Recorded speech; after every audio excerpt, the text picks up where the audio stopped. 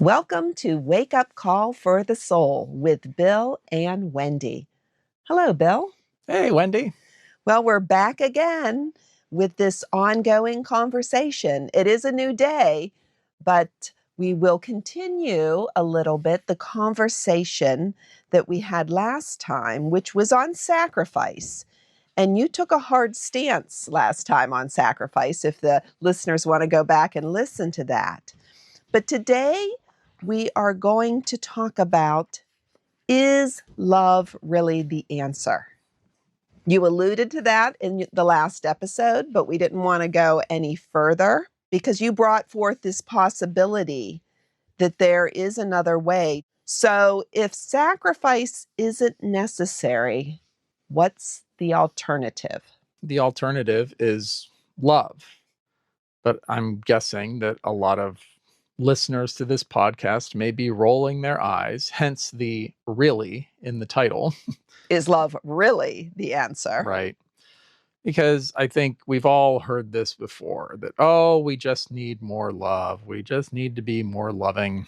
And what I'd like to do is dig in on this subject of love in a way that I'm pretty confident is not one that happens in most conversations about love.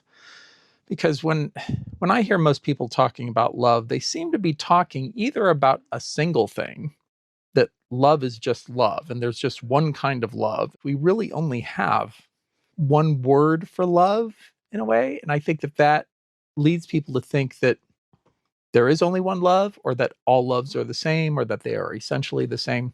The other thing is that there are people who think that there's a gazillion kinds of love, that there's motherly love and brotherly love and love between romantic partners and the love between parents and children and blah, blah, blah. There's all these different kinds of The love. love of ice cream. There you go. Right. Food, chocolate, right. Take your pick. And what I'd like to do in this conversation is to break down either this single idea of love or this ridiculous multiplicity of loves into two types of love, to attempt to put all of those loves into two distinct categories that represent two very different qualities of love. So that's what I'm hoping to do in this episode as a foundation then for what we are anticipating would be our next conversation if this goes the way we plan.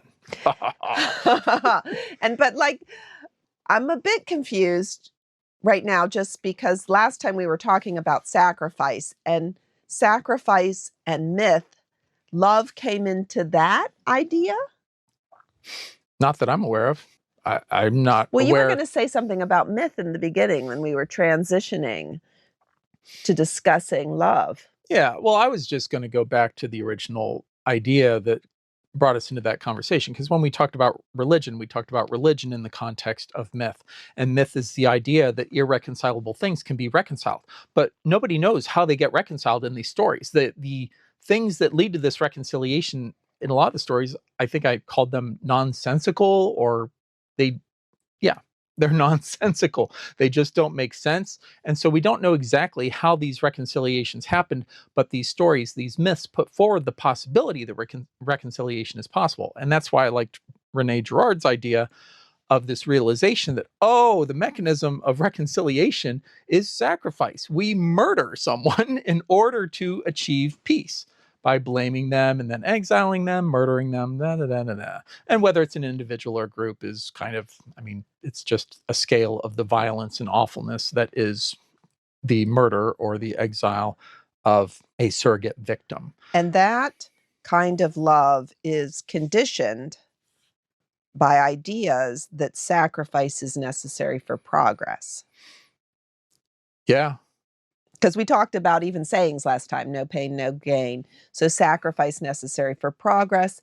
And that's where we get to today's discussion where, no, love is necessary for progress, or just love is the answer. Because I've posed things in this format that the problem with sacrifice is that it doesn't actually reconcile anything. It doesn't achieve anything. You talked about that in our last episode.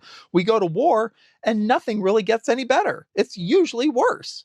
And Right. But we have these stories, these ideas that somehow through cost loss, sacrifice, things are going to get better because of the myths that are ruling the human world. Yes. And the more complex the world has become, the more simplicity we seek. I've heard that before, and that has resonated with me. And I think of love as simple, but you have different ideas of love. Let's dive in. Let's dig deep now and talk about the two different kinds of love that you see. All right. That makes sense to me, I must add, because I'm kind of bought into this whole ideas that you come up with, but they're not ideas, they resonate with me. So let's go, Bill, let's dig in. All right. So, for the purposes of this conversation, we'll talk about the first kind of love, and we can call it created love, conditioned love, or conditional love, or natural love. I like that idea, natural love. I kind of resonate with that. But what is the definition? Okay, so if you like natural love, then that's what we'll go for. So, Yay. all right. Thanks, Bill. Sure. I want to be inclusive if I'm going to define right. a thing. No. So other people might resonate with created love, conditioned love. I like natural love. So natural love, for the purposes of this conversation, is the substance that is the essential nature of human beings. Our nature. Our now, nature. I feel like hence natural, maybe why you like it love. so much. And right, we're all born, I believe. Well, there's that word belief again. So I feel, I resonate with. You can believe it. I don't care. I've got my own prejudices against belief, but you can believe whatever you want. That when children are born into this world, they have love. This natural love. We all come out as loving beings. It's just we're corrupted by this world. Well, and that's one of the key things, is that when we see newborn infants, most of us feel a lot of love for these newborn infants. They're cute. And we, in our own sense, I think, feel their love in return, whether we can articulate that or we're consciously aware of it or not. It just seems to be part of the package. But that's part of the challenge of natural love. Natural love, one of the issues with it is that, and this is why I use the word created, is because it is created, it doesn't have an independent existence. It is a love that is part of creation, which means that being a part of creation, it has the capability of being conditioned or becoming conditional, meaning that conditions can impinge themselves upon this love and cause this love to not be as loving.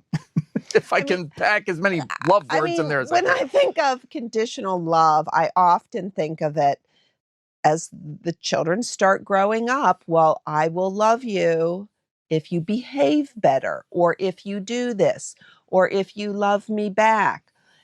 And a child and a parent might not actually mean that, but the child is picking up on that. And they might feel more love if they behave this way, or if they act this way, or if they're this kind of person. Yeah. And so that starts the beginning of our conditioned love experience in this world. We as human beings, with this conditioned love, we have the ability to engage the flow of love toward ourselves and toward others, but we also have the ability to make choices that cut off the flow of that love toward ourselves and others. And so that's that dynamic that you're describing is that I'm a child, I experience the love of my parents, and maybe my parents believe that their love is unconditional for me, and yet I do something they don't like, and it don't feel like love. It feels like something else. I mean, it's love, but it's love with conditions. And messages, subtle messages, whether they be verbal or just feelings. Yeah, well, we're all psychic and empathic. So, and especially children, because their minds haven't developed all these defenses yet. So they pick it up. Even if they can't articulate it or verbalize it, children know that something has changed. This love that I thought was unconditional has now got conditions to it. It's like, well, if I want this love, then I guess I need to play the game of aligning myself, my way of being, my behaviors with these conditions that I'm experiencing in the world. And this is what we call the human condition. The fact that we are all experiencing these conditions instead of something that is more unconditional, something that just flows to us because we exist. Yeah, and so this is the fact of natural love. The key fact of it for me is that it is created, and therefore it is subject to what we could call conditions, pollution, corruption. It can be turned on and off like a faucet, and we choose that, and other people choose that, and we're aware of it, and then we have choices to make. Do I change who I am, who I think I am, who I am being, what I am doing in order to get more of this conditioned love? And then we grow up and we go to school and we experience it from teachers and friends and in the workplace then, and perhaps romantic partners. So then it goes on, and we're conditioned in whatever way we're conditioned. And that's why we're all so messed up and the world is chaotic. So hopefully. Yeah, think about it. I mean, Yeah. right, you talked about simplicity. Well, what's the most simple thing? Leave the faucet running. But what do? We turn it off and on. We don't just turn it off and on randomly. We have rules for when we turn it on and when we turn it off.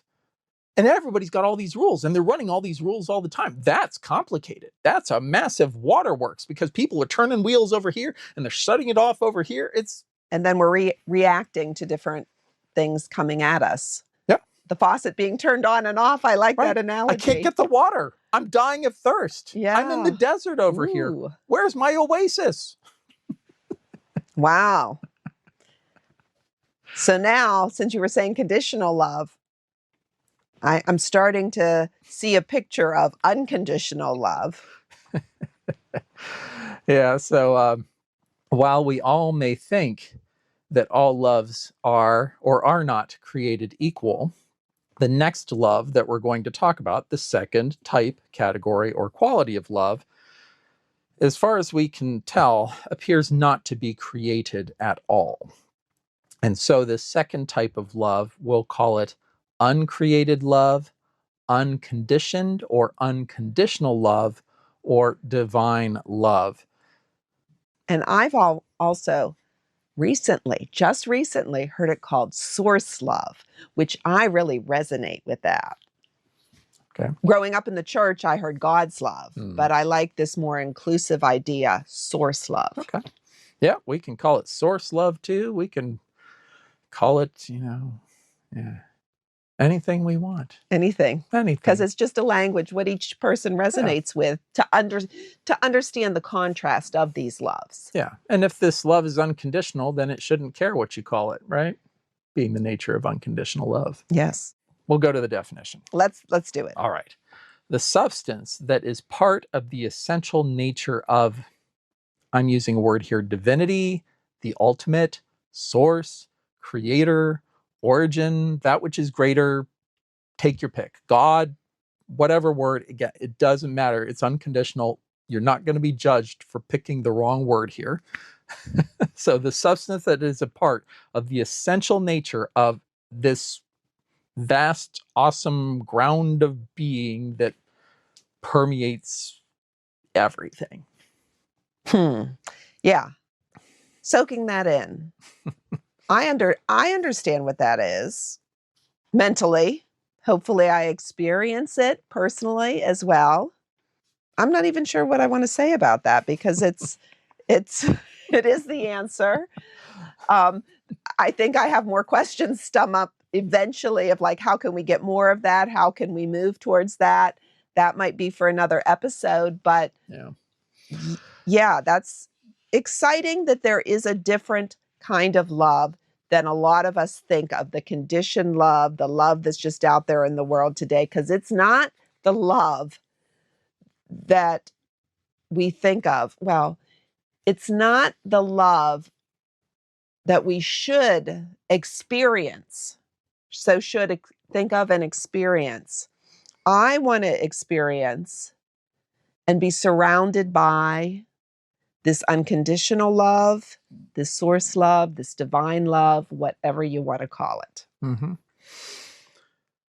And so the key difference between this love, this second love we're talking about, source love, unconditional love, is that because it is uncreated, it is a love that has existed and that does exist outside of what we might call this creation, the cosmos, all that is, meaning that it has always existed. It existed before we had things like time and space here. So because it is not a part of creation in the same way as natural love, it doesn't have a beginning and it doesn't have an end. And so because it doesn't have those things, it is unconditional. It cannot be stemmed, it cannot be stopped. Human beings can refuse to allow it or experience it, but in terms of its beingness, it is. It is. So it's out there. It available. is right to well, all you of just us. I found your statement really interesting that Which I want one? this love to be all around me. Yeah. And I'm like, well, it is. Like, it's out there. I just need everywhere. to experience it. That's everywhere. The future. Right. The question then the next step is the experience of the love. Right. But it's out there, but we don't experience it. Right. And that's one of the differences with this love, is that while we automatically get natural love as part of our birthday package coming into this world, this substance of source, divine, unconditional love, it is a gift. And it is a gift given freely. That's why it's everywhere available. But in order for it to be received on this planet at this time in these conditions, people have to want it. They have to desire it. They have to allow it in, because it is a powerful, transformative gift, energy. Well, I already said powerful, but it's a power. It is beyond nature. It is by definition supernatural love. Now, I feel that some people out there might be saying, all right, Bill's in La La Land, because unfortunately, I don't experience it. The world's chaotic and messed up. Now, I like this idea, but I know it's not an idea, it's reality. And it's truth for me, as we talked about in the truth episode. I'm buying into this because I do feel that the human invention, what do you say? The fabricated world of human invention. Yes. That's what I love complexity. And I like accuracy in my speech. It's a little hard for me. The fabricated world of human invention.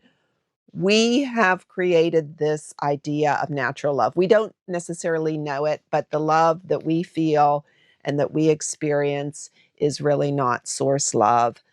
It's the part of this fabricated world of human invention. For most people, most of the time, my sense is that that is true. And looking at the world, to your point, it appears to be that that is actually the case, unfortunately, at this time. Hence why we're doing this podcast, because I would love for more people to know about this whole unconditional love reality that is available. And I'm starting to have a little bit of an aha moment, because just the question, is love really the answer? I'm starting in my mind, anyways, to see that this possibility, the kind of love you're talking about, the second kind of love, really is the answer. It's just, how do we get from point A to point B? I think a big part of that is probably going to be in the next episode in terms of what I would call individual practice. Yes. But that sounds good. But I'm starting to get there in my brain here, that we're moving in that direction. Yeah. But I think before we go there, I think might be helpful. It might be helpful to mention that natural love, the first type of love, in its current condition, it can be purified. There are many things that people are doing that they can do to purify this love, to get it into its most pristine quality possible. Because natural love isn't bad. No, it's just corruptible. That's all. It's natural. It's part of nature. So there are some parts of natural love that really are better than other parts, like the conditional love. Yeah, I mean, natural love and the conditions on this planet, it's a mixed bag. Mixed bag. It's a really mixed bag. That you have these high, beautiful things of people jumping into rivers to save people who have fallen in, risking their lives, people, first responders who are running into the fire to save people, mothers who are unconditionally loving their children, beautiful acts of generosity and kindness and all these things. And this is beautiful. It's a wonderful thing. But you also have it in absolute depths of degradation with war, with violence, with murder, with ecocide. Take your pick. There's so many ways that it's gone wrong. And it's that full gamut of awesomeness to horror. I like that point because I don't know if we stressed that earlier, that natural love can be wonderful and loving people are out there and there's so much good in the world. And you distinguish this source love even a little bit different from that wonderful natural love. When we're talking about source, unconditional love, this love, it doesn't have a ceiling. I talked before about how in natural love, it can be purified, it can be brought into a pristine condition, but it stops there. It has a ceiling on the possibilities and potential for its further development because, again, it's natural. It rises to the highest level of nature possible, but it's not able to cross that threshold into the supernatural, that which is beyond the realm of nature. And that's where, for me, divine love is the real thing, because divine love, it doesn't just offer purification, it offers transmutation, transformation, the actual changing of a natural created being, aka what we call humans, from limited natural creatures into beings with limitless potential for continuous development, progress, growth, and contribution. All right. I'm listening to you here, Bill, and I am really agreeing with pretty much everything you're saying. But I'm wondering, from a listener perspective, how do you know so much? And maybe this isn't the time to get into it, and probably not. But I know over the years, Bill, you have brought forth these ideas, which you feel are truth. And I know for me, so much of what you say and have said over the years, it's just resonated with me. So I can buy into this because I've always been a seeker and a searcher and just experiencing love and hopefully some of this unconditional love. In my mind, this all really makes sense. This is aha for me. And so I buy into a lot of what you're saying, but I'm wondering if any listeners are wondering, well, you sound like you know what you're talking about. How do you know what you're talking about? But maybe they're saying, no, he doesn't know what he's talking about. So I don't know. I mean, I think the thing I can talk about in this episode at this point is that I have been engaging in a practice for well over a quarter century now. And in that practice, I have been seeking to allow this unconditional source love to enter into my being and work a process of transformation within me. And because of my experience in engaging in this practice over the past quarter century plus, the perceptions, experiences that I have had in my practice lead me to feel that these things that I've been sharing are not merely what I would call mindful opinions or ideas or beliefs, even facts, or things you've read. These things are deeply and personally true for me. And I have seen my perceptions, my awareness grow and expand as I have engaged in this practice, to where, as we've said in previous episodes, there's lots of things that people believe are rock solid realities that I don't see them as real at all. And then there are lots of other things that people think don't exist at all that for me are rock solid realities. And the only thing I can connect to the fact that my experience of life and reality appears to be significantly different from most of the people I interact with suggests to me that something is happening to me, and that this love may actually exist, because when I ask for it, I have perceptions that give me the sense that I am receiving it. And then I have these long-term outcomes that suggest that I am not who I was 5 years ago. I'm not who I was 10, 15, 20, 25 years ago. I'm not saying anyone else has noticed, but I've noticed. And that's my perception for myself. And that's why I feel confident in inviting people to a practice similar to the one I've been engaging in for 25 years, because I'm a fan of what works and I don't keep doing things that don't work. Generally speaking, I'm still working on some stuff. The whole being right thing, I need to let that go. Okay, I get it. But again, I feel that I'm aware of these issues that I have because of the love I've received, that I now have more conscious awareness of them to say, you know what, maybe it's time to clean up this stuff that I just thought was a part of me. Well, it's a journey, it's a process. And so that's why I feel confident saying the things I say with the confidence that I say them, because I have nothing in my experience to cause me to doubt in any way that what I'm doing is working. Well, thank you for that. I think that that could be very helpful to listeners, because I've known you over all these years and I've seen your progression. And I think that's what hopefully everyone wants, is progress in their lives towards this bigger, better truth. I like to, towards this bigger, better truth. It's not just an idea for us. It's this truth that we've found and are experiencing, not perfectly. I'm still a human being. You're a human being.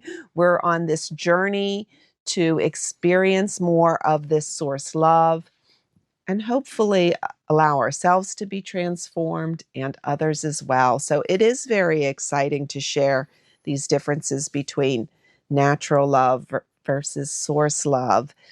And I don't even know what else I want to say at that point, but we've been talking about it so much over the years that I sometimes wonder how other people would think if they're hearing this conversation. Yeah. Probably that we're a little bit crazy. Well, I hope so. I mean, in an insane world, crazy people are the only ones who are sane. So yeah, people call me crazy. I'm thinking, oh, I must be on the right track. So yeah, send me all of your Bill, you're crazy comments. I'll just soak that stuff in and be like, yes, I'm on the right track. Keep going, Bill. Keep going. Keep going. And I think another point just to bring in at this point is that, because in the last episode, the question was, is sacrifice necessary for progress? And you just brought up this idea of progress. And I'm suggesting that it is this unique and largely unknown quality of love that is the answer. I am suggesting that this is the answer. And I'm sure people are sitting back saying, okay, Bill, it works on an individual level, but how does this work in terms of, if sacrifice is the mechanism that is allowing the current world to, quote unquote, work as it works?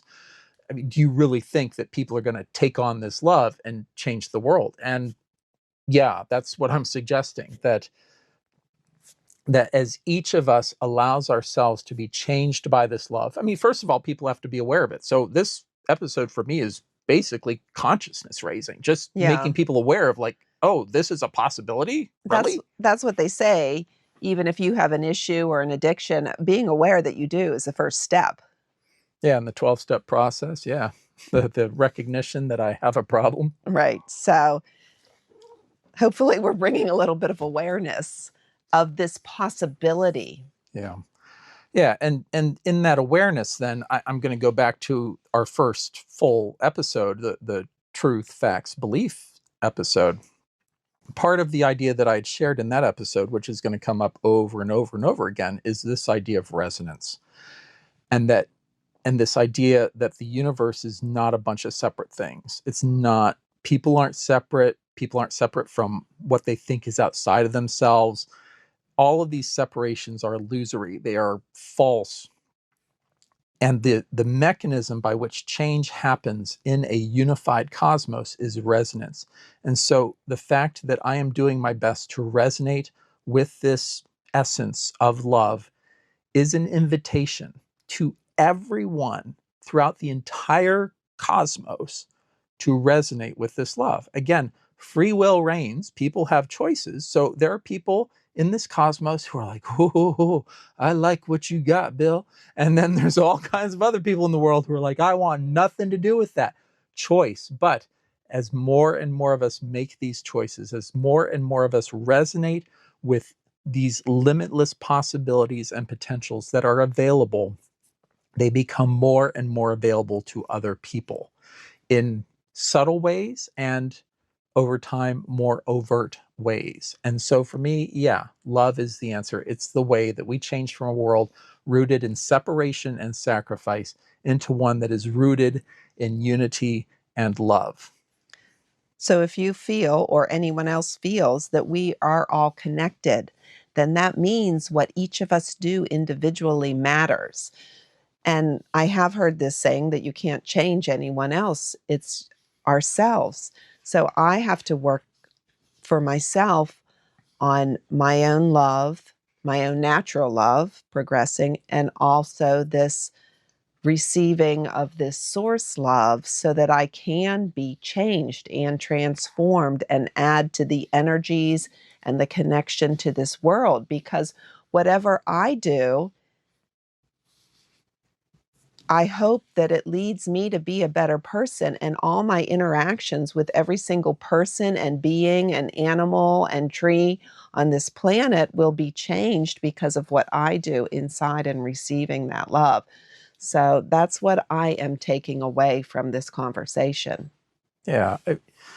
Part of the idea of sacrifice is that in order to get other people to change, you have to force them, you have to coerce them, you have to bribe them, you have to do something to manipulate or control them or dominate them.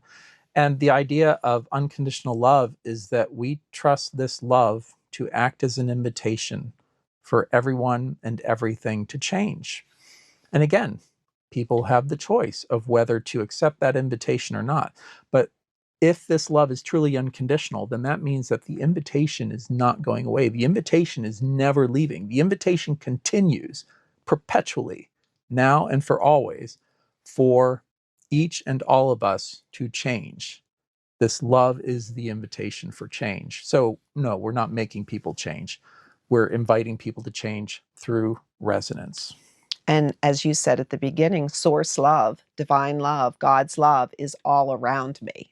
It's Yeah, there. it permeates every, I don't even know what to call it, every minuscule space of the cosmos is permeated with this love so that anyone who asks for it at any time can have it, can experience it, can receive it, and can allow it to work within them. And again, our idea is the next episode, we're going to dig in on more of the specifics of what does that Ooh, practice well, actually look can't like. wait. Can't wait to talk to you about that. You know, I thought about some takeaways for this episode, and one of them is that I think that a lot of people have given up on this idea of love working because they've seen it just not work so many times in their personal lives, in the world, and everything. And my thinking for this episode is that we're inviting people not just to any love, but to a love that cannot be corrupted, a love that is not constrained by the limitations that human beings try to place upon it. And so it's this idea that, because I think a lot of people will be like, well, we've tried love and it hasn't worked. But my claim is that we haven't taken it far enough. We haven't really gone all the way with the thing. That's right, because we're bogged down with all the reminders of the conditional love that is out there. That's all we've been seeing recently and all our lives. Exactly, right. And so this understanding, this awareness, this even possibility, even if listeners like, well, I don't even know if this thing is real, that's fine. This practice that we'll talk about, it's an experiment. It's an experiment to see, well, if I engage in this practice, what changes? The reason I keep doing this practice is because I keep seeing positive change. Okay. Well, that'll be for the next episode. Oh yeah, practice. definitely. Yes. Well, it was great talking to you today, Bill. Yeah, it was good talking to you too, Wendy. Yeah, thanks. This was enjoyable for me. Until next time. Until next time. Thank you so much for listening to Wake Up Call for the Soul with Bill and Wendy. We hope you'll join us next time.